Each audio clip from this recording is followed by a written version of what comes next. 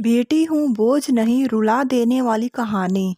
ये कहानी एक लक्ष्मी नाम की लड़की की है जिसे पैदा होते ही अनाथ आश्रम में फेंक दिया गया क्योंकि वो एक लड़की थी। जब उसका जन्म होने वाला था तब उसके दादा दादी रिश्तेदार सब जश्न की तैयारी कर रहे थे क्योंकि उन्हें लगा था कि लड़का होगा, पर ऐसा नहीं हुआ, लड़की हुई। पर जब लोगों ने उसे देखा, जिस नाम से पुकारा वो था कुलक्ष्मी, अपशगुनी, जैसे कि मुझे कोई बीमारी हो। पापा दादा दादी सब मुझसे नफरत करते थे और बोलते कि इसका गला दबा दे या फिर इसे कहीं फेंक आ। केवल एक इंसान जो मेरा साथ दे रहा था वो थी मेरी माँ, जिसने मुझे दुनिया की नजरों से बहुत दूर भेज दिया। दुनिया की नजरों में मैं मर चुकी थी, पर मैं अनाथालय में थी। मेरा भरा पूरा परिवार था, पर फिर भी मैं अनाथालय में थी। कितना अजीब है ना ये। ऐसा कोई दिन नहीं जाता जब मेरी माँ मुझसे मिलने ना आती हो और मुझे दूध ना पिलाती हो। मेरी पूरी देखभाल करती थी मेरी माँ, और परिवार वालों से झूठ बोलती थी कि मैं अपनी सहेली से मिलने जा रही हूँ। हर रोज मेरी माँ एक नया बहाना बनाती थी। एक दिन मुझे तेज बुखार हो गया और उस दिन माँ पूरा दिन मेरे साथ रही और मुझे सुलाकर ही घर वापस गई। पापा ने बोला कि इतनी देर क्यों हो गई, तो वो बोली कि मेरी सहेली की तबीयत खराब हो गई थी, तो मुझे आने में थोड़ी देरी हो गई।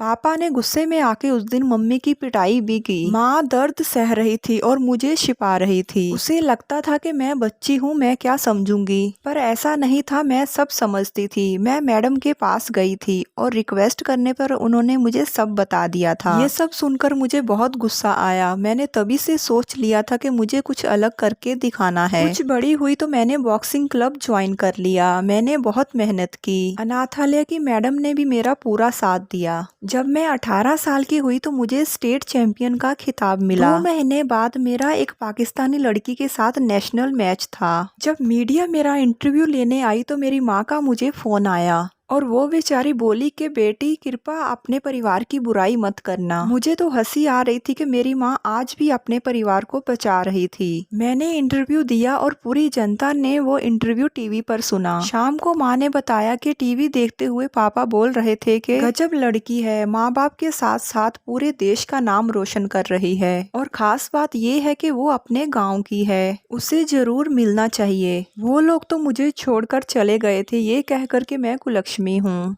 आज वो लोग मेरे से मिलना चाहते हैं और मेरे साथ फोटो खिंचवाना चाहते हैं, लेकिन आज भी वो मेरी पहचान से अनजान थे कि मैं कौन हूँ। ठीक 2 महीने बाद नेशनल चैंपियनशिप मैच शुरू हो गया। वो सभी मुझे देखने आए। बहुत सारे लोग भी मैच देखने आए थे और सभी बोल रहे थे यू कैन डू इट, पर मेरी नजरें भीड़ में अपने परिवार को तलाश रही थी। दूर भीड़ में मुझे मेरा परिवार नजर आया। उन्हें देखते मुझे मन में खुशी हुई, पर मेरे अंदर सब याद करके गुस्सा भी भर आया, और सारा गुस्सा मैंने जिसके साथ मेरा मैच था उस पे निकाल दिया और वो नेशनल खिताब अपने नाम कर लिया। फिर क्या, सब तरफ तालियों की गूंज। सब लोग मेरे बारे में जानना चाह रहे थे। लोग मुझसे मेरे परिवार के बारे में पूछने लगे। बहुत मजबूर होकर मैंने बताया कि मैं वो लड़की हूँ जिसे 20 साल पहले मार दिया गया था, जिसे सबसे पहला नाम कुलक्ष्मी दिया गया था। ये सब सुनते ही मेरे परिवार की आंखें नम हो चुकी थी। तभी दूर भीड़ से भागकर कोई मेरे पास आया और मुझे बेटी कहकर पुकारा। ये सब मानो मेरे लिए एक सपने जैसा था। जो बचपन का प्यार मैंने खो दिया था वो अचानक ही मुझे मिल गया। उसने मुझे गले लगाकर सभी से कहा ये मेरी बेटी है, जिसने मुझे पिता बनने का हक दिलाया। सभी लोग मेरे से माफी मांग रहे थे। जब मैंने जन्म लिया तब केवल मैं एक लड़की थी, लेकिन आज मैं एक बेटी हूँ। मैं अपने आंगन की तुलसी बन चुकी हूँ, अपने घर की मुस्कान बन चुकी हूँ, और सबसे ज्यादा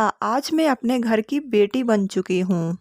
प्लीज़ कमेंट करके बताइए कि आपको ये कहानी कैसी लगी। अगर कहानी अच्छी लगे तो वीडियो को लाइक जरूर करें और मेरे चैनल को सब्सक्राइब भी करें। Thanks for watching this video.